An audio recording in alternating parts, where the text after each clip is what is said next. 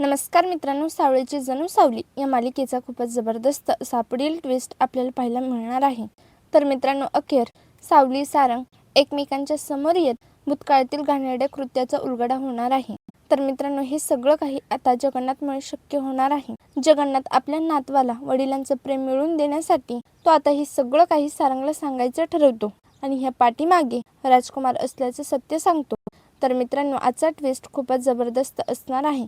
त्यामुळे हे सगळं घडलं कसं हे पाहण्यासाठी व्हिडिओ अजिबात स्किप न करता शेवटपर्यंत बघा आणि चॅनलवर नवीन असाल तर आता सबस्क्राईब करा. चल तर मग व्हिडिओला सुरुवात करूया.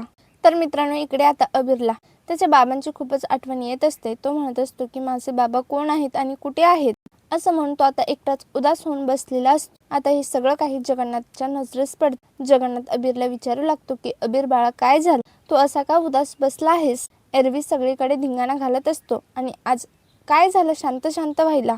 त्यावेळी आता अबीर म्हणत असतो की आजोबा, मला ना माझ्या बाबांची खूपच आठवण येते. आज जर का माझे बाबा माझ्या सोबत असते तर किती छान झालं असतं ना. त्यामुळे तो आता खूप रडकुंडीला आलेला आहे. तर आता हे सगळं काही जगन्नाथला बघवलं जात नाही. त्याला अबीरचं खूपच वाईट वाटत असतं. जग मनाशी म्हणत असतो की अबीर बाळा, तुला काय सांगू, तुझे बाबा म्हणजे जणू देव माणूस.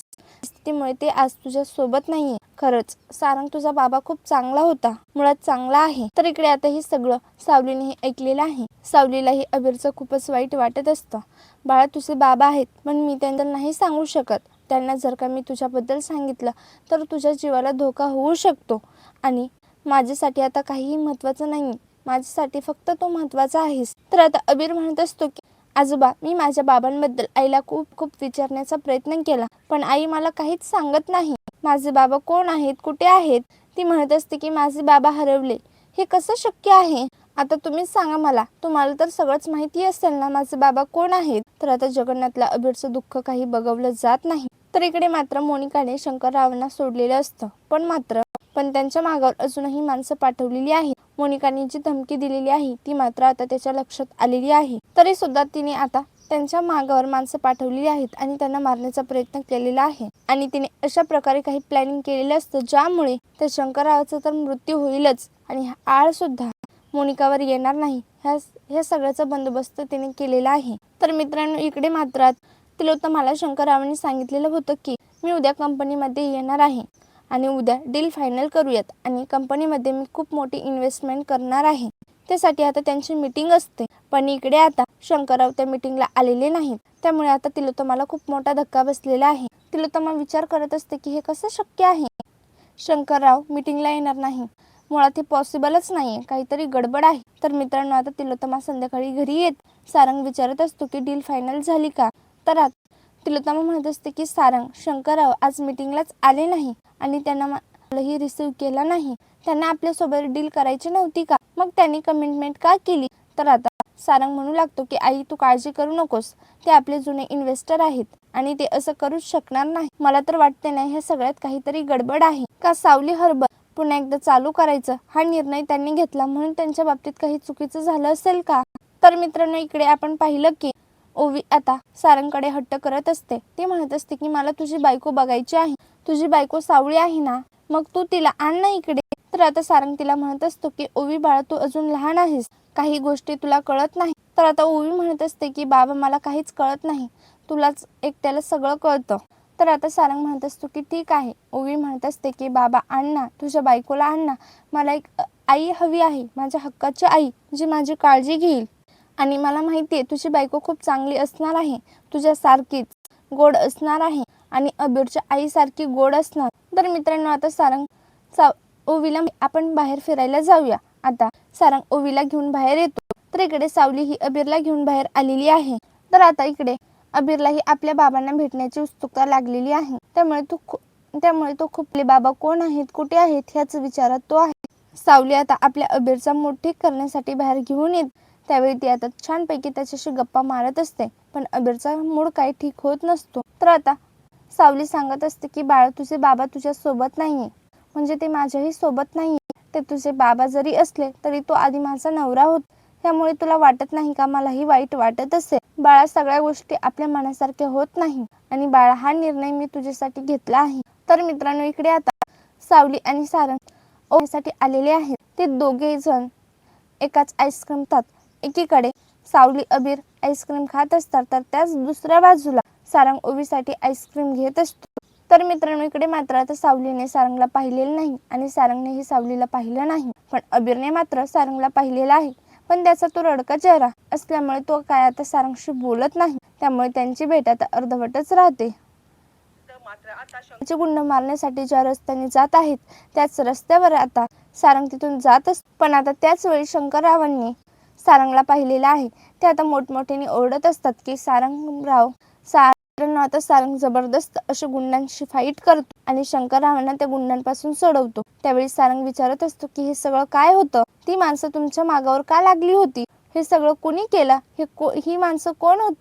तर आता शंकरराव म्हणत असतात की मी तुम्हाला सगळं काही सांगतो, आधी मला पाणी द्या. सारंग त्यांना पाणी देतो. मग आता शंकरराव सगळं काही सांगू लागतात. शंकरराव म्हणत असतात की तुमच्या बहिणीने मोनिका मेहेंदळेने हे सगळं केलं होतं. त्यांनी सावली हर्बल या प्रोडक्टमध्ये मी इन्व्हेस्ट करायला उत्सुक आहे, म्हणून या प्रोजेक्टमधून काढता पाय घेण्यासाठी त्यांनी मला मारण्याची धमकी दिली. सारंगराव, तुम्ही जर का आता इथे आले नसते तर माझं काय झालं असतं?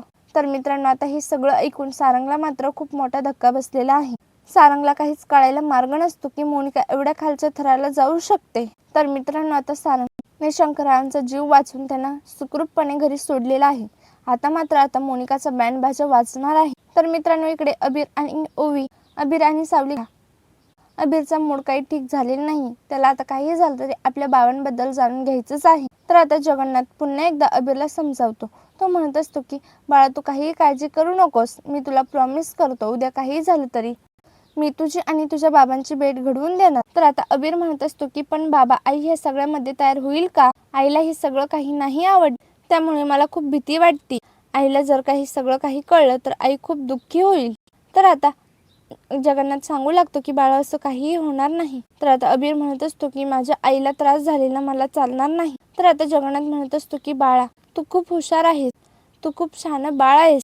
बाळा, दुसऱ्या दिवशी सावली आता छानपैकी अबीरला तयार करत असते आणि ती म्हणत त्याची मजा आहे. तर आता सावली जगन्नाथला विचारत असते की बाबा, तुम्हाला सगळं काही योग्य वाटते ना? तुम्ही हा निर्णय घेतला आहे? जगन्नाथ म्हणत असतो की हो सावली बाळा, काही काळजी करू नकोस. मी तुमच्याशी कायम खंबीरपणे उभा राहील आणि मला खात्री आहे ज्यावेळी अबीर त्या व्यक्तीला भेटेल त्याला खूप आनंद होईल. तर मित्रांनो, असं म्हणून आता जगन्नाथ इकडे तिलोत्तमाच्या घरी अबीरला घेऊन आलेला आहे. तर आता ज्यावेळी सारंग हे सगळं काही पाहतो त्यावेळी त्याला खूप मोठा धक्का बसतो. अखेर जगन्नाथ 7 वर्षानंतर मेहेंदळेंच्या घरी आलेले आहेत. सारंग म्हणत असतो की जगन्नाथजी, तुम्ही इथे आणि अबीर बाळा तू? तर आता जगन्नाथ म्हणत असतो की सारंग, मी आज तुझ्या समोर खूप मोठ्या सत्याचा खुलासा करण्यासाठी इथे आलो आहे. हा जो मुलगा आहे ना अबीर, हा तुझाच मुलगा आहे, सावलीचा आणि तुझा मुलगा आहे. हे ऐकताच आता सारंगला खूप मोठा धक्का बसलेला आहे. सारंग म्हणत असतो की जगन्नाथजी, तुम्ही हे सगळं काय सांगताय?